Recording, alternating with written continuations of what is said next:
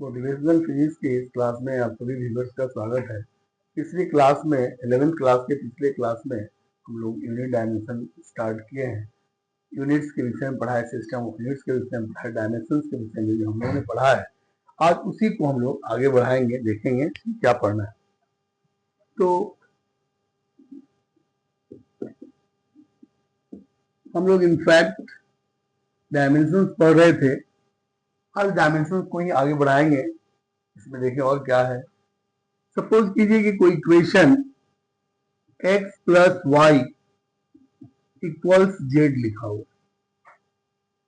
कोई एक equation a plus b plus c minus d equals कुछ ई लिखा हुआ है। कहने का मतलब ये है कि अगर ये x मास है तो इस y को भी मास होना पड़ेगा और इस z को भी मास होना पड़ेगा। अगर a डिस्टेंस है, डिस्टेंस तो जस्ट एक एग्जांपल लिए, कोई भी फिजिकल क्वांटिटी हो सकता है, तो b को भी डिस्टेंस होना पड़ेगा, c को भी डिस्टेंस होना पड़ेगा, d को भी डिस्टेंस होना पड़ेगा और e को भी डिस्टेंस होना पड़ेगा।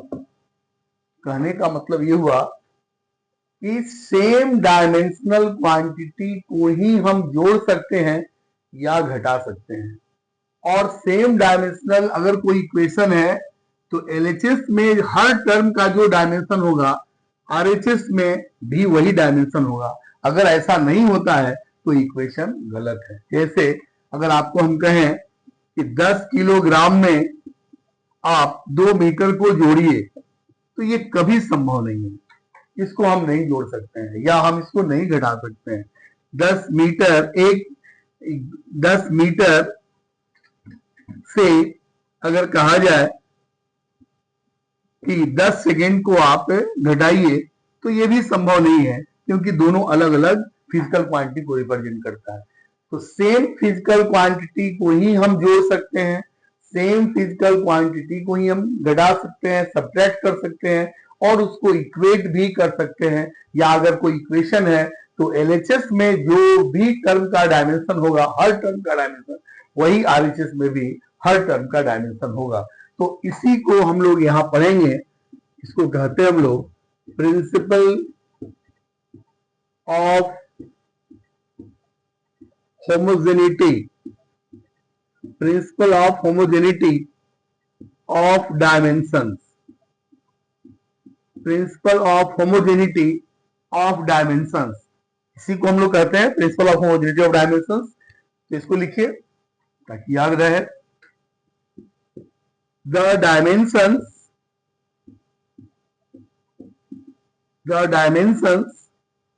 ऑफ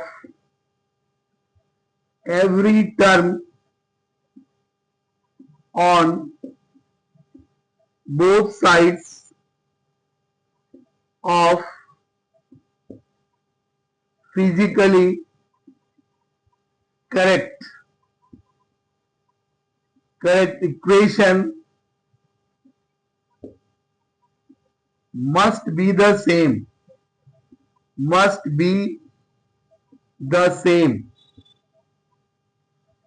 कहने का मतलब है जो हम लोग यहाँ पर बता रहे थे उसी चीज को हमने लैंग्वेज में लिखा। The dimensions of every term on both sides of physically correct equation must be the same. दोनों तरफ जो भी टर्म होंगे उन सबका डायमेंशन आपस में बराबर होगा। इसी को हम लोग दूसरे रूप में भी लिख सकते हैं, जैसा ही बताया कि सेम डायमेंशन को जोड़ सकते हैं, सेम डायमेंशन को हम लोग सब्ट्रैक्ट कर सकते हैं और इक्वेट भी कर सकते हैं। तो लिखेंगे दूसरा में, और में इसी चीज का दूसरा स्टेटमेंट ये हुआ कि only quantities of same dimensions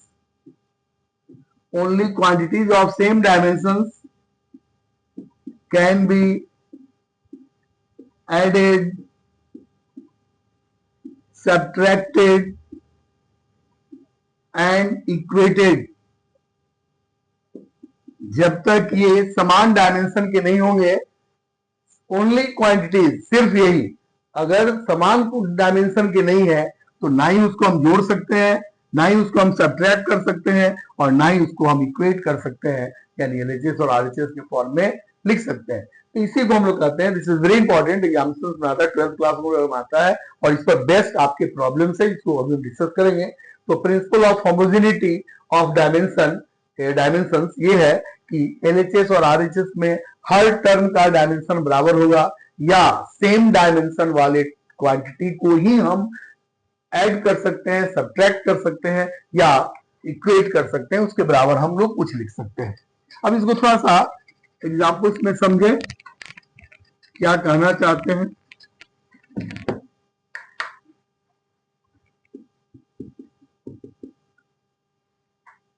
suppose कीजिए ये इक्वेशन हम लोग भली भांति परिचित है, S equals ut plus half eighty square, ये ऑलरेडी आप पढ़ चुके हैं 9th वगैरह क्लास में। यहां पर S जो है वो डिस्टेंस है, u इनिशियल वेलोसिटी, A आपका एक्सेलरेशन है, और t टाइम है। अब देखिए जैसे वहां पर हम x plus y equal z लिखे थे, उसी तरह से एक टर्म आपका ये है, दूसरा टर्म ये है, और तीसरा टर्म ये है। जब तक इसका डायमेंशन सेम नहीं होगा तब तक इक्वेशन सही नहीं होगा। इसका मतलब है कि अगर s ut plus half eighty square, अब ये देखें कि डायमेंशनली करेक्ट है कि नहीं, इसको यहां पर हम लोग चेक कर सकते हैं। तो s का अगर हम डायमेंशन निकालें तो s डिस्टेंस है, डिस्टेंस का डायमेंशन l। अगर हम u इंटू टी का निकालें तो आपको मालूम है u is the velocity, t is the time, तो वेलोसिटी का होता है lt पावर -1 इंटू टी, ये दोनों कैंसिल आउट हो जाएगा, फिर ये l हो जाएगा, और ये इस तरह से ये हाफ एटी स्क्वायर, हाफ इसका डायमेंशन नहीं होता है, संख्या का डायमेंशन नहीं होता है, a का हो गया lt power -2 into T square, ये दोनों भी कट कैंसिल हो जाएगा, और इसको भी हम l के रूप में लिख सकते हैं। तो क्या देखते हैं हम लोग कि dimension of s equals dimension of ut equals dimension of half eighty square. तो इसको हम लोग कहेंगे कि it is dimensionally correct, it is dimensionally correct. ये डायमेंशनली करेक्ट क्यों लिखे? डायमेंशनली करेक्ट इसलिए लिखे कि ये हाफ के जगह अगर कोई दूसरा भी डिजिट रहता तो भी यह सब l के बराबर होता, क्योंकि नंबर का, संख्या का तो कोई डायमेंशन होता नहीं है, इसलिए ऐसे टर्म को हम कहेंगे डायमेंशनली करेक्ट। अगर कोई इक्वेशन डायमेंशनली रॉन्ग है तो वो सही नहीं होगा, वो गलत होगा, वो इक्वेशन ही गलत होगा। यानी dimensionally wrong equation is always a wrong equation. यहां नोट में लिख लीजिए, बहुत इंपॉर्टेंट है। माने किसी भी इक्वेशन को सही होने के लिए डायमेंशनली करेक्ट होना मस्ट है। अगर डायमेंशनली करेक्ट नहीं है तो इक्वेशन ही गलत है। डायमेंशनली करेक्ट, वो हम ये नहीं कर रहे कि परफेक्शन से वो इक्वेशन सही है, डायमेंशन के रूप में अगर सही है तो इक्वेशन सही होगा, लेकिन अगर डायमेंशन के रूप में गलत है तब तो इक्वेशन को सही होने का सवाल ही नहीं है। तो नोट में आप लिख सकते हैं ए डायमेंशनली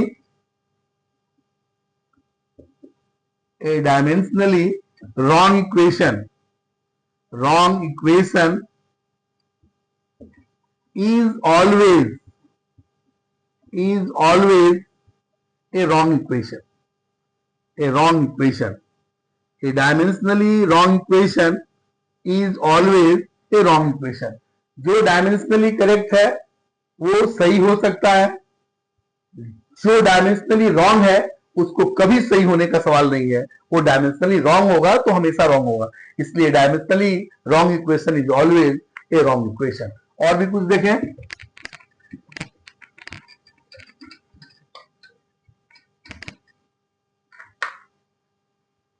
दूसरा सपोज कीजिए दिया हुआ है f equals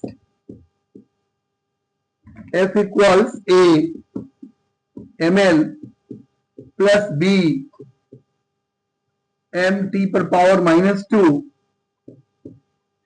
then find out dimension of A and dimension of B। यहां पर F आपका फोर्स है, F इज द फोर्स, ये इक्वेशन दिया हुआ है, तो कोई इसमें अलग सी बात नहीं है, अभी जो हम लोग पढ़े हैं बिल्कुल वही है। अगर कोई इक्वेशन इस तरह से लिखा हुआ है तो फिर हर टर्म का डायमेंशन आपस में बराबर होगा, यानी dimension of F equals dimension of A m into L, dimension of B m t पर पावर -2, ये सभी बराबर होंगे। तो किसी को एक दूसरे के बराबर करके निकाल सकते हैं, जैसे डायमेंशन ऑफ F बराबर हम लिख सकते हैं डायमेंशन ऑफ A ml, और फिर इसको F को हम जानते हैं ml t पावर -2, और ये हो जाएगा डायमेंशन ऑफ A और m इंटू L। तो A का डायमेंशन यहां से निकल गया, डायमेंशन ऑफ A हो जाएगा ml t पर power -2 divided by ml, mn cancel out, this is t पर पावर -2। तो ये कहां से लिखे हम लोग, ये लिखे हम लोग प्रिंसिपल ऑफ होमोजेनिटी से। ठीक उसी तरह से F को हम इसके बराबर कर सकते हैं, या ये इसके बराबर कर सकते हैं, इसी के बराबर कर सकते हैं। तो फिर dimension of F equals dimension of B m t पर पावर -2। तो यहां से अगर हम B का निकालें तो ये हो जाएगा F divided by m t पर power -2। F is the force, force का होता है ml t पर पावर -2, और ये हो जाएगा m t पर पावर -2, ये दोनों cancel out, so this is simply L। तो इस तरह से हम लोग डायमेंशन लिख सकते हैं। जब तक हम स्क्वायर ब्रैकेट में रखते हैं, इसका मतलब है कि अभी उसके डायमेंशन को हमको लिखना है। स्क्वायर ब्रैकेट के बाद इसको डायमेंशन के रूप में लिखना, इसको ब्रैकेट के रूप में लिखना नॉट नेसेसरी, पहले उसको घेरना जरूरी है, क्योंकि इस घेरने का मतलब पिछले क्लास में समझाए थे हम कि इसको इस तरह से स्क्वायर ब्रैकेट में रखने का मतलब है कि इसके अंदर अगर कोई भी न्यूमेरिकल वैल्यू है तो उससे हमको कोई लेना देना नहीं है, सिर्फ हमको लेना देना किससे है, जो फिजिकल क्वांटिटी है हम उसकी बात करेंगे, न कि उसके अंदर के न्यूमेरिकल वैल्यू की बात करेंगे। इसलिए स्क्वायर ब्रैकेट यहां देना जरूरी है। तो ये भी प्रिंसिपल ऑफ होमोजेनिटी के आधार पर हम लोग इसको लिख सकते हैं। और भी देखिए एग्जाम्पल, समझ में आएगा।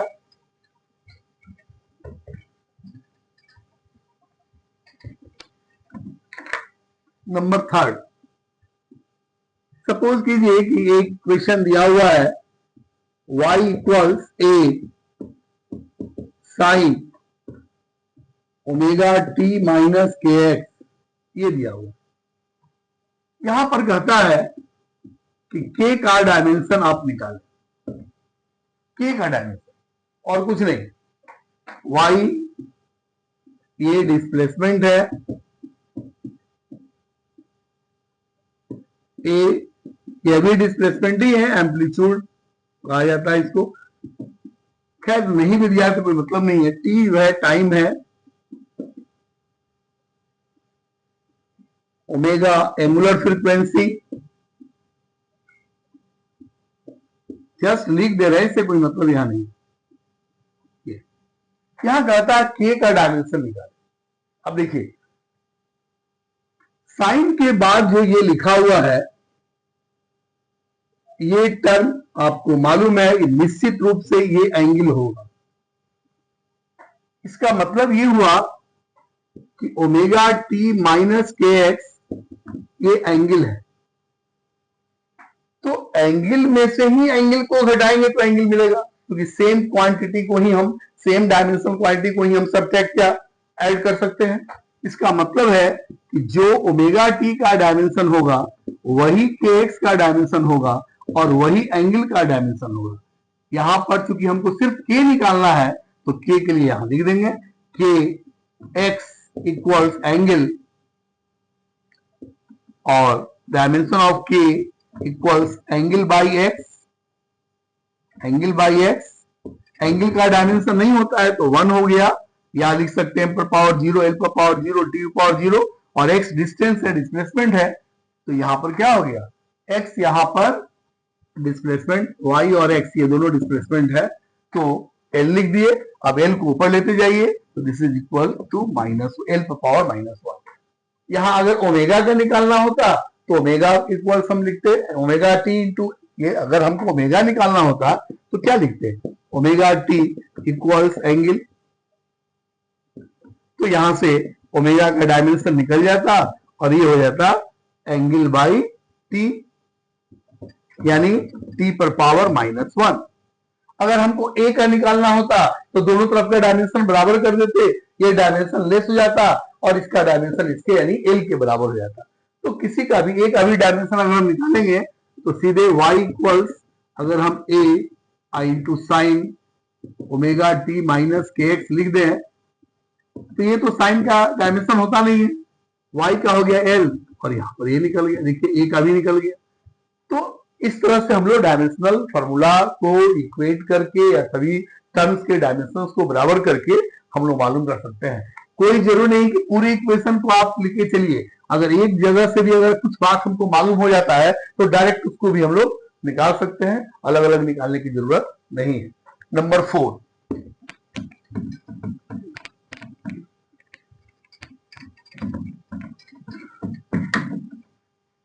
अभी हम लोग प्रिंसिपल ऑफ होमोजेनिटी की ही बात कर रहे हैं, उसी को देखें हम लोग। सपोज कीजिए कि ऐसा रहता y इक्वल्स के एक्सपोनेंशियल माइनस, यहां पर लिखते हैं हम लोग अल्फा इंटू टी। तो कहता कि अल्फा का डायमेंशन आप निकालें और टी का डायमेंशन, टी मतलब समय है, y के विषय हमको जानकारी नहीं, ऐसा क्वेश्चन दिया हुआ है। तो एक चीज जान लीजिए कि जब भी एक्सपोनेंशियल या किसी चीज का कोई पावर होता है, पहले ही बता चुके हैं, तो पावर हमेशा डायमेंशन लेस होता है। पावर क्या होता है, डायमेंशन लेस। कभी भी पावर किसी फिजिकल क्वांटिटी के रूप में नहीं हो सकता है। आप कहीं देखे हैं इस तरह से लिखा हुआ हो a to the power 1 kilogram, b to the power 2 second, ऐसा नहीं होता है। जब भी पावर होगा वो नंबर के रूप में होगा तो उसका डायमेंशन नहीं होगा। तो alpha into T dimension less है, तो alpha into T dimension less लेकर के हम अल्फा के विषय में जानकारी प्राप्त करेंगे। पूरे इक्वेशन में y क्या है, k क्या है, इससे हमको कोई मतलब नहीं है। यहां पर सीधे हम लिख देंगे here alpha into T equals dimension less. इसका डायमेंशन क्या हो जाएगा, डायमेंशन लेस। डायमेंशन लेस का मतलब आप जानते हैं m पर पावर 0, l पर पावर 0, t पर पावर 0। इस तरह से अगर अल्फा का डायमेंशन निकालें तो m पर पावर 0, l पर पावर 0, t पर पावर 0 और नीचे हो जाएगा t, ऊपर चला जाएगा t पर पावर -1।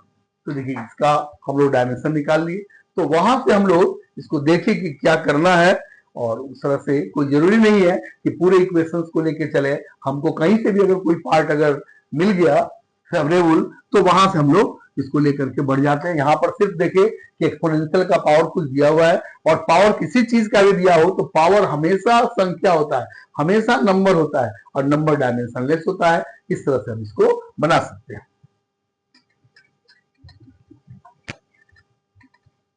इसी तरह का एक और है n equals n0 exponential minus lambda into T. यहां पर n भी नंबर है, ये आप केमिस्ट्री में फिजिक्स में पढ़िएगा, रेडियो एक्टिविटी में, अभी फिलहाल जान लीजिए। n0 भी नंबर है, t यहां पर समय है, ये तो एक्सपोनेंशियल है ही, और लेमडा का डायमेंशन आपको मालूम करना है। फिर वही पहले की तरह माइनस प्लस तो मतलब नहीं है, पावर में जो भी रहेगा वो डायमेंशन लेस होगा, ये डायमेंशन लेस होगा, ये हम लोग जानते हैं।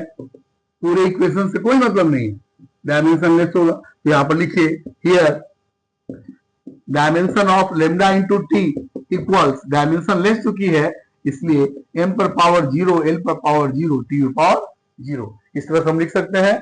और लेमडा का डायमेंशन निकालेंगे तो यहाँ पर सीधे हो जाएगा m पर पावर 0, l पर पावर 0, t पर पावर 0 और नीचे हो जाएगा t का मतलब कैपिटल T हो गया। तो m पर पावर 0, l पर पावर 0, t पर पावर 0 कैपिटल T, ऊपर चला जाएगा तो t पर पावर -1।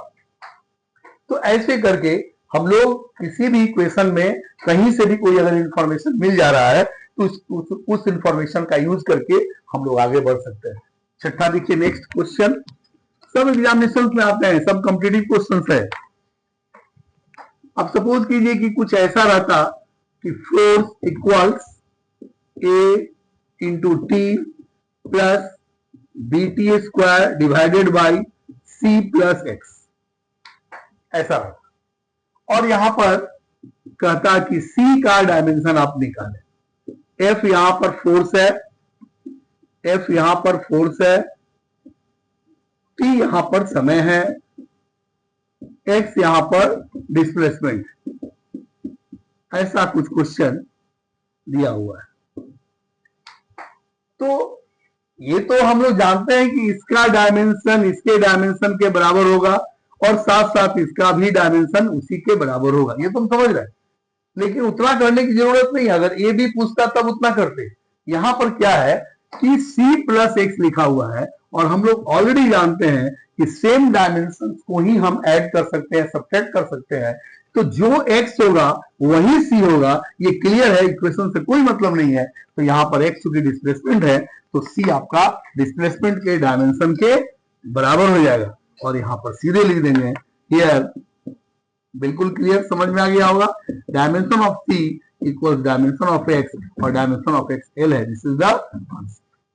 कोई पूरे इक्वेशंस को सॉल्व करने की जरूरत नहीं है। अगर ए पूछता तो इन दोनों का बराबर कर देते, अगर बी पूछता तो इस पूरे का इसके बराबर करते और सी तो एल के बराबर हो ही गया, वो हम लोग लिख ही सकते हैं। तो इस तरह से डायमेंशन निकाला जाता है। डायमेंशन का टर्म कहीं भी हो, इक्वेशन को देख करके और उसको हम लोग आगे बढ़ा सकते हैं।